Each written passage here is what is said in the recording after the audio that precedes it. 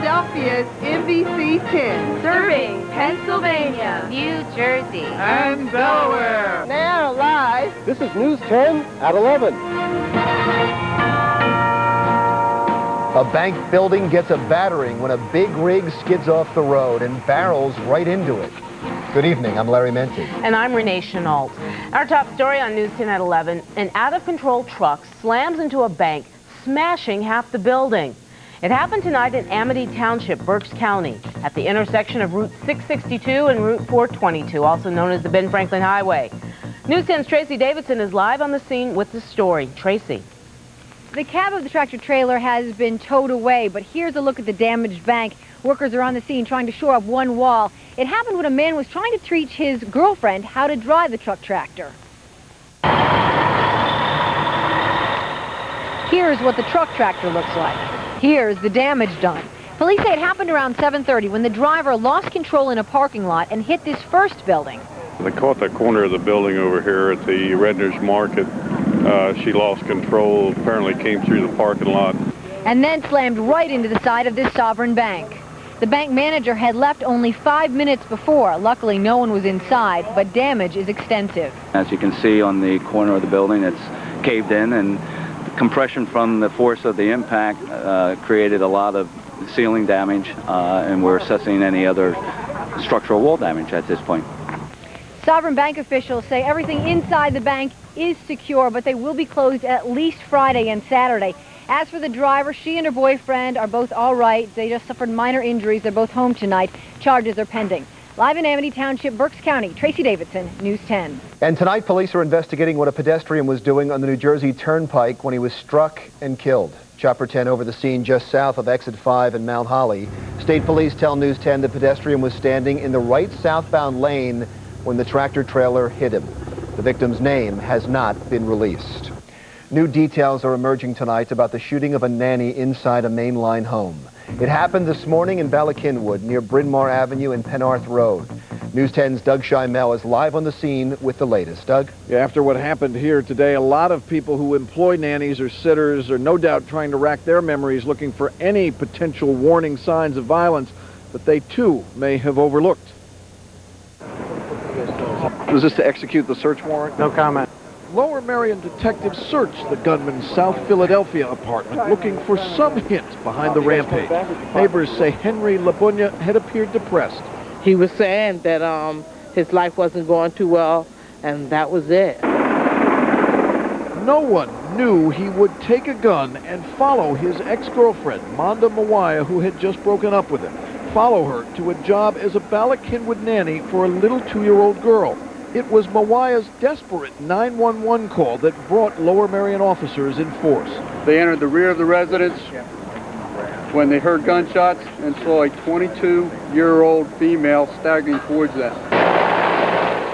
Monda had been hit in the head and chest and was rushed to the NBC 10 helipad and airlifted to the hospital. Meanwhile, police got little Danielle Ockrock on the telephone. Well, she was on the phone for a little while. They were talking with her on the phone. And you could hear her in the background, like playing with, she got tired of the telephone. So she was watching TV, playing with, papers, the little things 2-year-old girls do. A SWAT team member finally found her unharmed and rushed her to her mother Marjorie's waiting arms. Henry Leabunya was found dead in the dining room. He had shot himself. And police and neighbors say it was an end to a 5-year relationship that had been marred by domestic violence. His eyes, when he looked at me, it was just that innate feeling a human being gets that it was scary.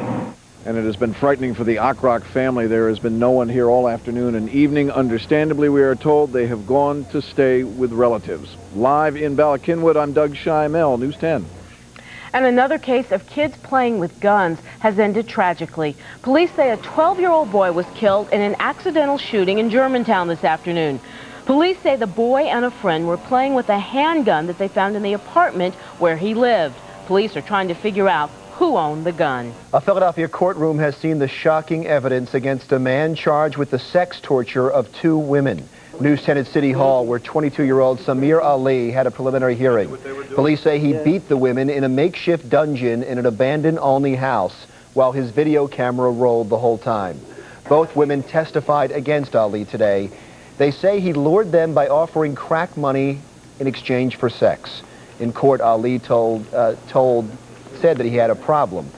Quote, "I don't drink, I don't smoke, I don't use drugs. I have just one bad habit, a tendency to hurt women, but only the ones who smoke crack." The videotape Ali allegedly shot was viewed in court but cannot be shown on television.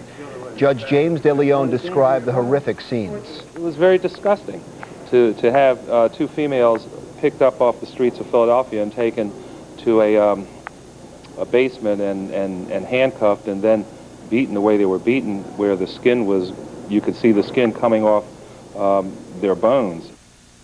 Ali remains in custody tonight. Police are still looking for a third torture victim.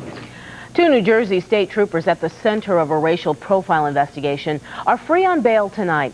Troopers John Hogan and James Kenna pleaded not guilty to misconduct charges in a Trenton courtroom today.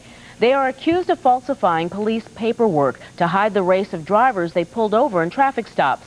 Troopers Hogan and Kenna are also involved in last year's shooting of 3 unarmed minority men on the New Jersey Turnpike. The mysterious death of a man in police custody sparked an angry meeting tonight. It's all going on in Bridgeton, New Jersey, where people are demanding answers. News 10's Mike Strug has the story. At first, it seemed like just a routine arrest following a traffic chase. But then the suspect died here in police custody. And now Bridgeton is in turmoil.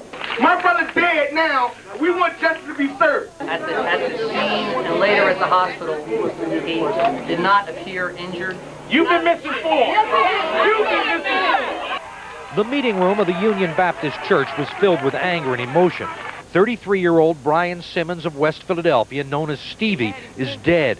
He was arrested after police chased him on a motorcycle Wednesday night. He died in their custody. The prosecutor's office has already started its investigation. You know, a suggestion was made last night to have somebody independent come in and oversee the investigation or participate in the investigation. Great, let's do it. The mayor of Bridgeton tried to calm the emotions, but promises of a complete investigation seemed to do little. He don't have no answers. He don't know nothing. He don't know what happened to the autopsy. He knows nothing. So why is he here? What is he here for? Due to the incidents that have occurred in this city time and time again, I think it's time to bring the FBI in. The family got a court order holding up the autopsy until an independent pathologist can be on hand to observe. That's scheduled for tomorrow morning. In Bridgeton, I'm Mike Strug, News 10. For the 4th straight year, NBC 10 has rewarded excellence at a local school. News 10's Tracy Davidson at Upper Darby High's senior award ceremony. Tracy presented $5,000 scholarships to Mary Ann DeSantis of Upper Darby and Andrew Walsh of Drexel Hill. In the fall, Andrew will attend Delaware County Community College while Mary will be off to Temple. Congratulations to all Upper Darby graduates tonight. Philadelphia's most famous fugitive gets an answer to his court appeal. We'll tell you what a French judge had to say to Ira Einhorn today. Are you craving a late-night snack right now? Don't reach for that cookie until you hear medical reporter Sherry Banks' report on night nibbling.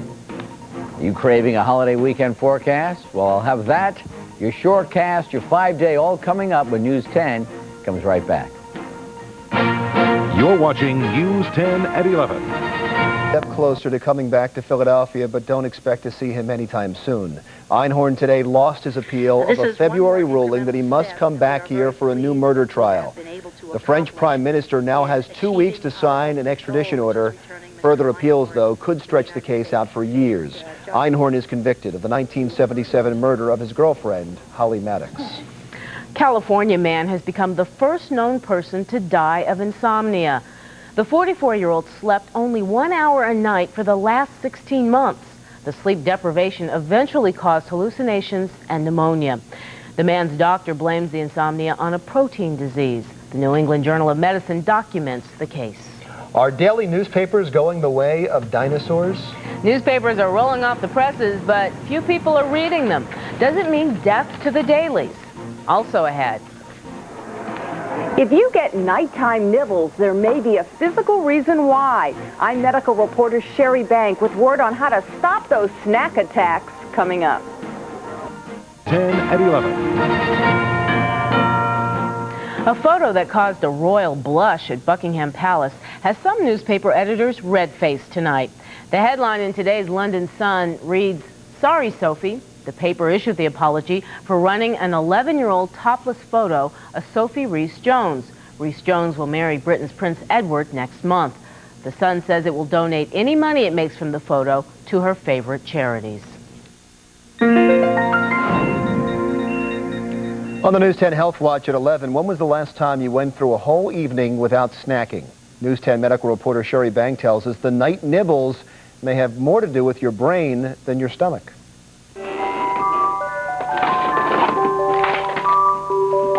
If I'm in front of the TV, I want to eat. I have to eat. 18-year-old Andrea isn't the only one who has night nibbles. Snack attacks can strike at the end of the day or even in the middle of the night. While lack of willpower or not eating well during the day may play a part, new research shows there could be a biological reason. After-dark snacking is often linked to a brain chemical called serotonin. The only way your brain can make serotonin is by eating, and eating a certain class of foods called carbohydrate. While we usually eat sweet or starchy foods for breakfast, we often don't at lunch, so serotonin levels drop. That can leave you feeling cranky at night. Also, low serotonin levels during the second half of a woman's menstrual cycle can also explain PMS pig-outs. What this does to the woman is make her crazy for carbohydrates, especially chocolate. Another brain chemical, galanin, is linked to fat cravings. Preliminary research shows galanin levels rise around midday, then normally drop. But if you eat a high-fat lunch, the levels go even higher, and that creates fat cravings all over again. So here are a few tips. Always eat breakfast. Make sure lunch isn't too fatty. For dinner, skip the meat and try pasta, rice, or vegetables instead. It'll keep those brain chemicals in check. But if you still get the munchies later, don't deprive yourself. While it's certainly not easy, the message is healthier snacks, not so many candy bars. Sherry Bank, News 10. Now we want to salute a television legend, our own Gene Crane, who is 79 years old today. Gene started in broadcasting 58 years ago. Most of his career has been right here at Channel 10. Gene's had many roles over the years, from weatherman to the mayor of Philadelphia in the movie Rocky. Gene still plays golf and tennis and swims, and you can see his seniors reports every Sunday morning on News 10. Happy birthday, Gene. Are the dailies in danger? At Philadelphia's major newspapers, circulation and readership are plummeting. News 10's Karen Hebb takes a look at why people are turning away from the daily newspapers.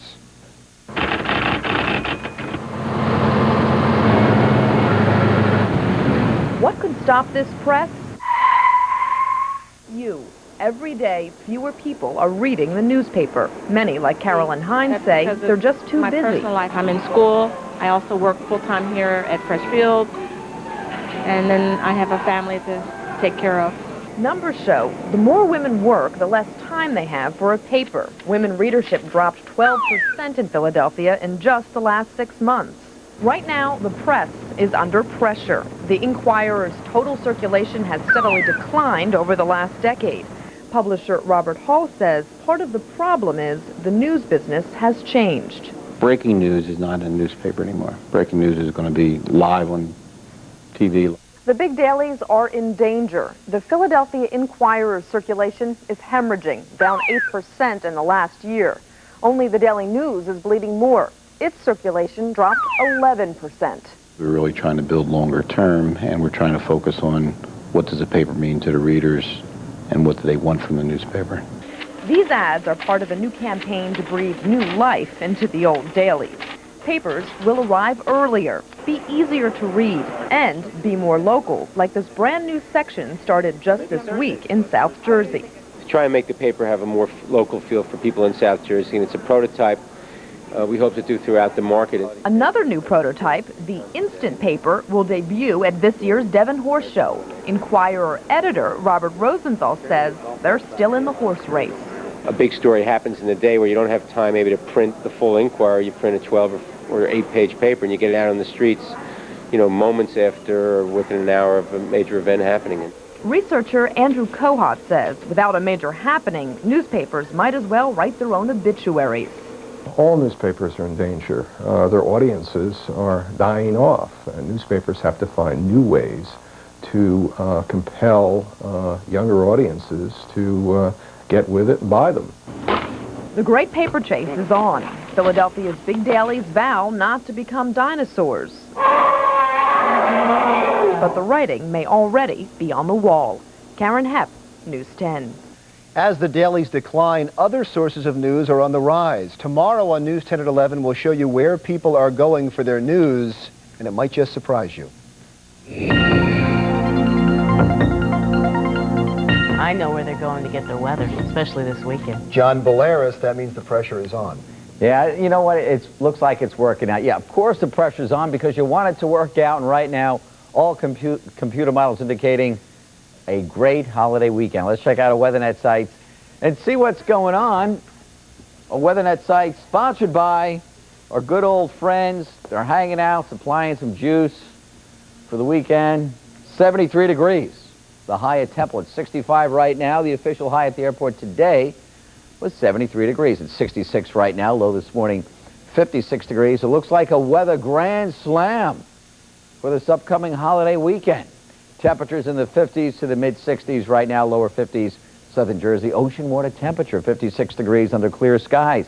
Exclusive Earth Watch fly. We pull back a little bit and we can see this guy right behind me, the flashing, dry and warm signal there of clear conditions tonight, tomorrow, Sunday, Monday. This frontal system out towards the Midwest, never going to make it in here. Future weathercast, tomorrow morning sunshine, tomorrow afternoon sunshine, that high in full control. Saturday sunshine, Sunday sunshine, Monday sunshine. It's going to be sunny and warm. Temperatures mainly in the 80s. Down the shore in the 70s, a little bit cooler, a little bit of a sea breeze. Southwesterly winds keeping temperatures cooler. Cape May County, mid-upper 70s. Upper 70s, Rehoboth Beach, Delaware beaches. Sunday, cooler Cape May County, lower 80s. Lower 80s, Delaware beaches. Look at this. This is so nice. Just in time for the Memorial Day holiday. And then you can see Monday itself. Perfect. Low 80s down the shore to upper 70s with mostly sunny skies. Winds out of the southwest, 8 to 14. Burn index right through your holiday weekend will be on the high side. Use the sunblock. Your forecast for tonight, mostly clear, 50 to 55. Tomorrow, as you're packing the coolers, lots of sunshine. Highs around 82 degrees. Ozone levels will be moderate. And your 5-day forecast as we move through this holiday weekend. A winter Saturday, Sunday, and Monday. Temperatures in the mid-80s Saturday, 88 on Sunday, 88 on Monday as well. And then after the holidays, a late boomer perhaps on Tuesday, but who cares? Check in with Bill Henley for the latest updates from Earthwatch, and he'll update your BBQ weather. It's looking good. All right. Thanks a lot, John. You're welcome. What's the matter here? We're Okay. stunned. It's All too right. good. All Still right. ahead on News 10. We're speechless. The NBA playoffs heat up. The Utah Jazz are facing elimination in Portland, but they're not going to go down without a fight. Vi has that and the rest of the night in sports next. The Eastern Conference Finals is set, and now San Antonio is waiting to see what happens in this game. The Portland Trail Blazers only had to win one of the remaining 3 games with Utah to eliminate the Jazz. They're playing Game 6 right now in Portland. Fans in Portland having a little fun at Karl Malone's expense. The Blazers not happy about the way the mailman has beat up on their guy, Brian Grant. The rough stuff would continue tonight. Portland goes on the third quarter surge. Damon Stoudemire, the incredible shot there to give the Blazers a 4-point lead. Is Utah ready to throw in the towel? I'm not so sure right now. They trail Portland by only 2 points with about 2 minutes left to go in the game. Hockey now. Dominik Hasek looks nothing like Arnold Schwarzenegger, but just like the Terminator, the Dominator said, "I'll be back." Hasek back in action after missing the first 2 games of the Eastern Conference Finals against Toronto due to that strained groin. The Dominator would get plenty of goal support tonight. In the second, tied at 1, the Michael Pekka shot deflected out front to Joe Janot. That's a shorthanded goal, and it's 2-1 Buffalo. Hasek handles things from there. The Dominator with 24 saves as he helps Buffalo to the 4-2 victory over Toronto Sabres. lead that series now 2-1. The Phils getting the night off before Colorado comes into town for a weekend series tomorrow. The Phils swept the Rockies at Coors Field earlier this month. This is a sight Red Sox fans thought they'd never see. Roger Clemens in a hated Yankees jersey. The Rocket with his A game tonight in the Bronx against his former team. Clemens strikes out 7 Red Sox and gives up only 2 hits in 7 innings as the Yankees beat the Sox 4-1. The Rocket is now 4-0. Mark McGwire must be tired of hearing about Griffey, Canseco, and Sosa because the big man is coming on to join the leaders. McGwire with home run number 14 today against the Giants. The Cards win it 3-2 in 12 innings. By the way, McGwire and Sosa will face each other this weekend at Wrigley Field. Coming up, the Red Clay says no way to Pete Sampras. I'll explain when we return. It's a common injury, a routine surgery, but knee problems can cripple you for life. Now, how horses are giving doctors a leg up in the operating room and could be helping humans get back in the saddle again. Next Extra. Tomorrow at 7 on NBC 10. A little party hint for you. If Pete Sampras is on the guest list, forget about serving croissants or crepe Suzette. The man wants absolutely nothing to do with anything French. Sampras just cannot capture the elusive French Open title. That's right, French toast to that, John. Today at Roland Garros, it's 100th ranked Andre Medvedev taking it to Pistol Pete. The scorching shot there to match the scorching heat in Paris. Medvedev beat Sampras in 4 sets. The French Open, the only major that Pete Sampras has never won and may not ever win. Combine Clint Eastwood and Arnold Palmer, throw in $1 billion, and what do you get? Well, how about the Pebble Beach Golf Resort? A group of investors led by those two appear poised to buy the famous course. This is Stuart Appleby today at the Kemper Open, and he's not looking for a contact lens. He's lost the ball. I know how that feels.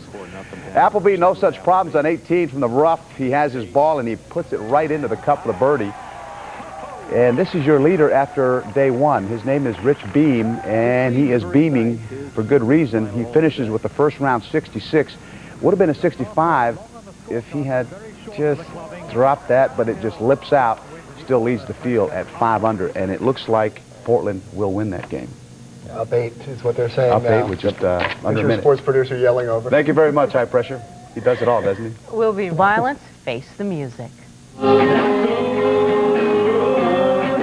It is the music of the Red Hot Chili Peppers. News 10 at TLA on South Street. Y100 Radio and NBC 10 challenged area students to come up with ideas to end hate in their schools. Of the 5,000 students who sent in responses, about 400 got 2 free tickets to tonight's concert. John Bolaris was there. How were they? Yes, they were great. Give it away, give it away, give it away, yeah. And I'll be on Y100 tomorrow morning. Thanks, John. I had to ask. The Tonight Show with Jay Leno is next. I'm Renee Chenault. Anything to plug, Vi? No, I'm good. I'm Larry Menti for Vi, John, and everyone at News 10. Thanks for watching.